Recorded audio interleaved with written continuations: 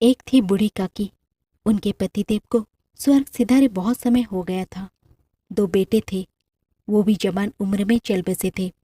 उनका एक भतीजा था सुखीराम। बूढ़ी काकी अपनी सारी संपत्ति भतीजे के नाम कर दी।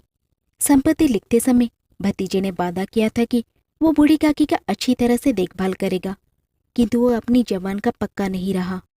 उसकी पत्नी शीला का व्यवहार काकी से अच्छा नहीं था। बूढ़ी काकी को वो लोग समय से भोजन नहीं देते थे। कहाँ है कि बुढ़ापे में आदमी का बचपन लौट आता है।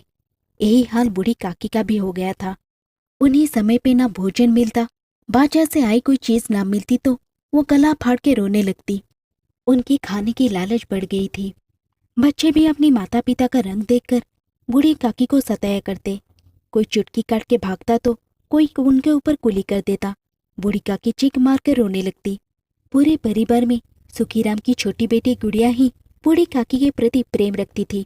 एक बार की बात है, सुखीराम के बड़े लड़के की तिलक था। द्वार पर शहनाई बज रही थी। चारपाइयों पर मेहमान विश्राम कर रहे थे। घर की स्त्रियां गा रही थी। भटियों पर कढ़ा चढ़े थे। पूरी कचौरी निकल रहे थे। मसालादार तरकारी पक रहे थे। पकवानों की सुगंध चारों तरफ फैल रही थी। बूढ़ी काकी अपनी कोठरी पे बैठी हुई थी। भोजन की खुशबू उनके नाक में पहुंच रही थी। मन ही मन बोली, आह, कैसी सुगंध है, पर अब मुझे कौन पूछता है।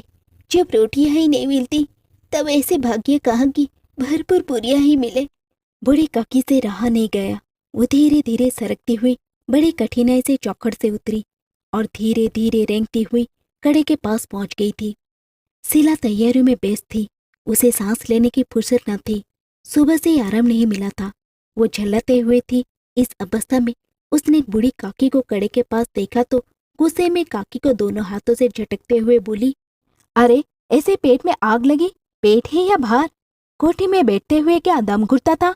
अभी मेहमानों ने नहीं खाया, भगवानों को भोग नहीं लगा, तब तक धैर्य नहीं हो सका, आकर छाती पर सवार हो गई। भला चाहती हो तो जाकर कोठी में बैठो। जब घर के लोग खाने लगेंगे तो तुम्हें भी मिलेगा।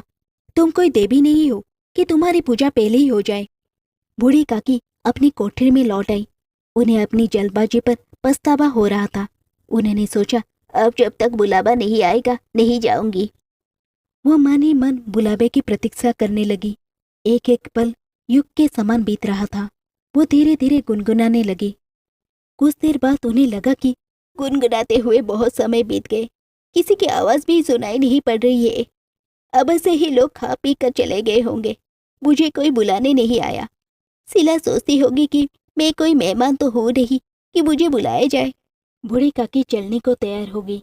उन्हें विश्वास था कि 1 मिनट में पूरियां आएंगी, तरकारियां आएंगी।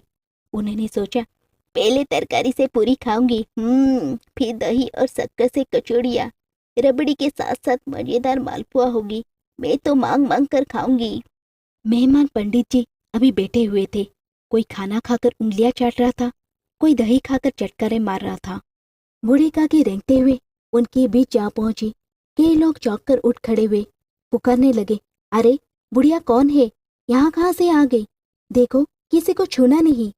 पंडित सुखीराम ने थाल को जमीन पर पटक दिया, लपक कर काकी को उठाया और अंधेरी कोठरी में लाकर पटक दिया।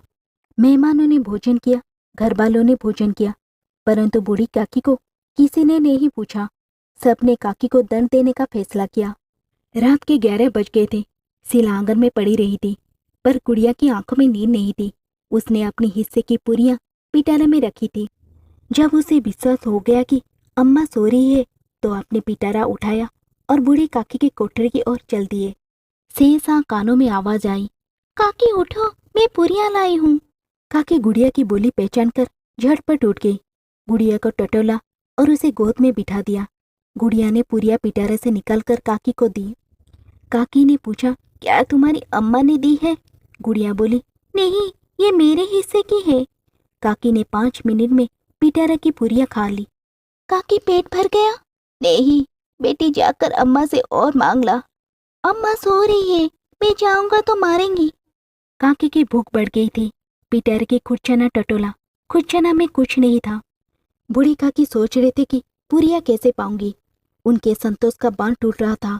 उचित अनुचित का विचार जा रहा था। वो गुड़िया से बोली, मेरे हाथ पकड़कर वहां ले चलो जहां मेहमानों ने बैठकर भोजन किया है। गुड़िया ने काकी का हाथ पकड़ा और झूठे बर्तनों के पास ले जाकर बैठा दिया। लोगों के झूठे छोड़े हुए फेंके हुए खाने को काकी पत्थरों से खाने लगी। ठीक उसी समय शीला की आंखें खुल गई। वो गुड़िया को खोजने लगी। गुड़िया को वहां ना पाकर वो उठी और देखती है कि गुड़िया झूठे पत्थरों के पास खड़ी है और बूढ़ी काकी पत्थरों से पुरिये के टुकड़े उठाकर खा रही है। ये देखकर शीला का हृदय तंग रह गया। उसकी चचेरी सांस झूठे पत्थर चट रही है। ऐसा प्रतीत हुआ मानो जमीन टूट गई। आसमान चक्कर खा रहा था। उसे बहुत ग्लानि हुई। करुणा और भय से उसकी आंखें भर आई। उसने सच्ची हृदय से आकाश की ओर हाथ उठाकर कहा, हे परमात्मा, मेरे बच्चों पे दया करो। इस अधर्म का दंड मुझे मत दो, नहीं तो मेरा सत्यानाश हो जाएगा। वो सोचने लगी, हाय कितनी निर्दयी हूं मैं। जिसकी संपत्ति से मुझे इतने आय हो रही है उसकी ये दुर्गति। मुझसे बड़ी भारी चूक हो गई। इस उत्सव में जहां 1000 लोगों ने भोजन किया और वहां मैं इन्हें भरपेट भोजन ना दे सकी, केवल इस कारण से वो वृद्ध असहाय है। शीला ने दिया जलाया, भंडारे का द्वार खोला और थाली में संपूर्ण सामग्री सजाया। थाली लेकर बूढ़ी काकी की ओर चली। शीला ने दुखी स्वर से कहा कि उठो, लो भोजन कर लो। मुझसे आज बड़ी भूल हो गई, उसका बुरा मत मानना, पर परमात्मा से प्रार्थना कर दो कि वो मेरा अपराध क्षमा कर दे। भोले भाले बच्चों की भांति जो मिठाइयाँ पाकर माड़ और तिरस्कार को भूल जाता है, बूढ़ी काकी वैसे ही सब भूलकर बैठी हुई खाना खा रही थी।